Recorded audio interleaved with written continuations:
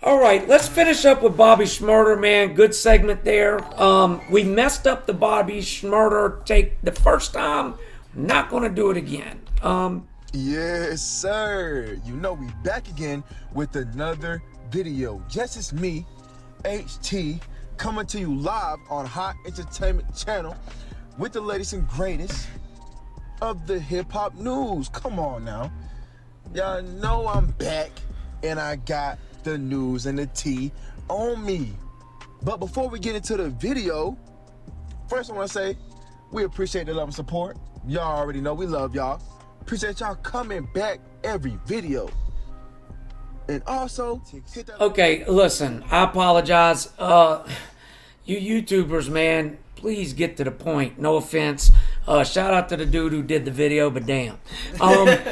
So Bobby Shmurda gets released early from prison. I don't know how much you know about the subject. Well, I know a good bit now. A friend named Rowdy Rebel.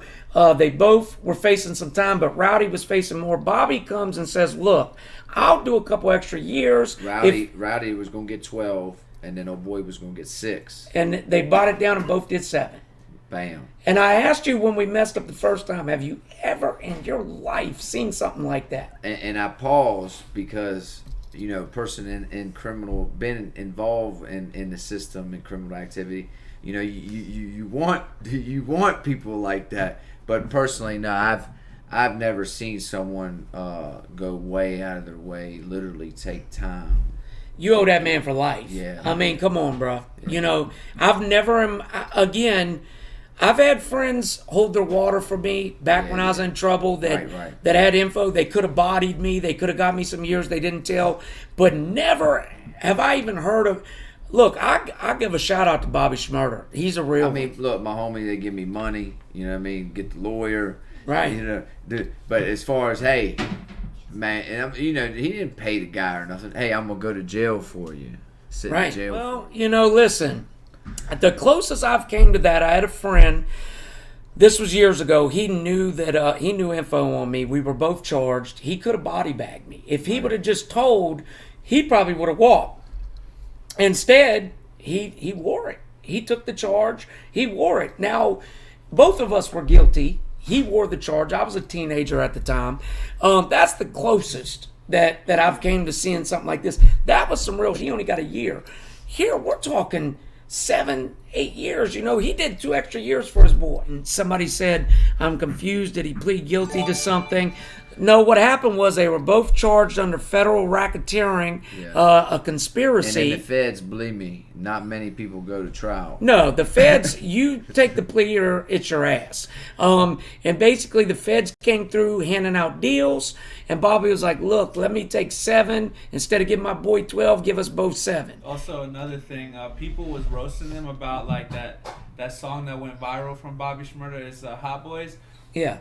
And people were saying he got arrested. They got arrested for all the stuff he rapped in the song. They didn't get any charges from what they rapped in the song. Even though that shit happened in real life, they didn't get any charges. And while we touched on that, I never understand that. How you gonna come after me when people talk about killing people and stuff and they make money off it, but you want to come messing with me about anything? Well, you know, listen, man, I'm going to tell you, one thing I will say, this new generation of rappers isn't too sharp. I'm sorry, young men and women. Y'all go out here on social media. 6ix9ine, I don't know if you remember this, puts a fucking hit out on somebody live on Instagram. That's a federal charge. And that's what he got. He got a federal charge. And they had the fucking proof right there. He did it on Instagram. How dumb can you be? What, he put money on his head? I think he put like 50,000. Yeah. He's like, look, I'm putting 50 G's on him. Blah, blah, blah. He's saying this right on Instagram Live. So they charge him. I mean... And look at it. He's getting out. Back to Bobby real quick while it hits me before I forget.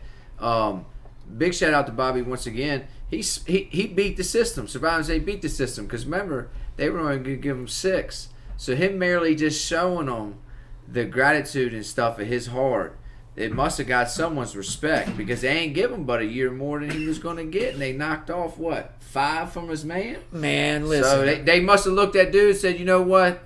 Maybe these guys are a little bit better people than we thought. They had to have been acting pretty good in prison. Well, no, I'm just saying that. Oh, yeah, of course. But I'm just saying for them to work with them, Yeah. Because I'm telling you right now, the feds are used to seeing people say, "Yes, sir. Here, let me help you." Yeah, yeah. I'll do everything. I do No anything. When someone says, "Hold up, man," no. Look, that's my man. I'll go to jail for him. They're like, "Hold up, What? Different type of individual." So he struck a chord with someone, just like I struck a bad chord with someone, and got more time than the people gave me drugs. This is one question I've always had. I don't know if you guys have ever experienced it at all, but how do like celebrities that go to prison get treated? Like 6ix9ine, I'm doubt he was in public population. Most of them are not in public population. What about like Bobby and them? My mom, she with my shit, they try to get her to tell on me. She wouldn't. They gave her 7 months up at the Cupcake Camp where Martha Stewart was at, and Little Kim. Okay, prime example. Martha Stewart, Little Kim, where they were at, there's no fence. There's no fence. If you drove by this place, it looks like a little college park. Uber Eats or something. You see what I'm saying? It didn't look nothing like Hazleton Penitentiary where I was at. You see?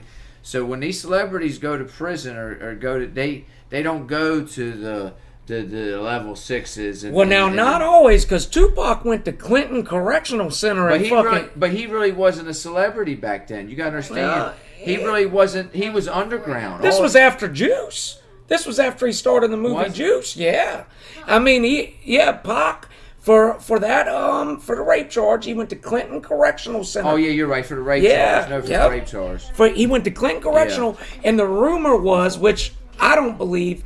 I'm Pac's biggest fan, so of course I'm not going to believe it. They say he got raped behind the walls. Look, what I know of the penitentiary, let me tell you like this: if anything, they would have tried to extort him for money. Nobody's going to see Tupac come through there and say, "Hey, let me fuck him." No, they're going to try to extort him for money and get what they can out of him. Not only that, but if someone's seen someone trying to do something, believe me, they would have had people trying to step up. "Hey, man, I got your back, homie. That's right. What So, you need?" yeah. There was this, I forget, I know it's A$AP Rocky and this other dude that was in jail, but the guy looked after A$AP Rocky when he went to jail. I think this was before he blew up. And then the other dude became a rapper too, and they linked up, and A$AP fucked with him because he was protecting A$AP the whole time he was in prison. And hey, you don't forget that type of stuff. Yeah. You don't forget that type of stuff when you're locked up. The guys who looked out for me at the penitentiary, man, big shout out to my VA homies, man. They held me down. Saif, all them guys, man. Big Mean's out down in Richmond, man. When you're in there? Like, how does it work out? It's just how you carry yourself, brother. It's demeanor, man. People see you. At 19 years old. And then in prison too, you gotta realize it's all day, every day. You can just sit and observe. So there is nothing else but observing. So once you observe someone for a couple weeks, you already know how they move. Well, you know their mentality. You know what I mean? You know what type of stuff they're into. If they're the 5%ers watched me for weeks before they approached me and said, "Yo, you gonna roll with us?" And my homeboy, the one I posted a picture of Facebook on, he rolled with me quietly. He wasn't all loud about it. He just said, "Yo, if something goes down, I got your back." And guess what? When something went down, that motherfucker had my back. You know, that's the type of people you encounter. It's sad because you'll meet some of the realest people in prison. It's sad. It is. Now you'll meet some weirdos too, though. But a lot. Listen, y'all, we're going to wrap this day of Surviving the System. We appreciate y'all tuning in. Thanks to everybody. Where my horns at next week, we will do a segment on the DEA and cartels. You got my word on that. Shout out to everybody who tuned in. We appreciate y'all. See you soon. If you guys want to watch this later on, if you missed some of it, go to Surviving the System YouTube channel. Subscribe.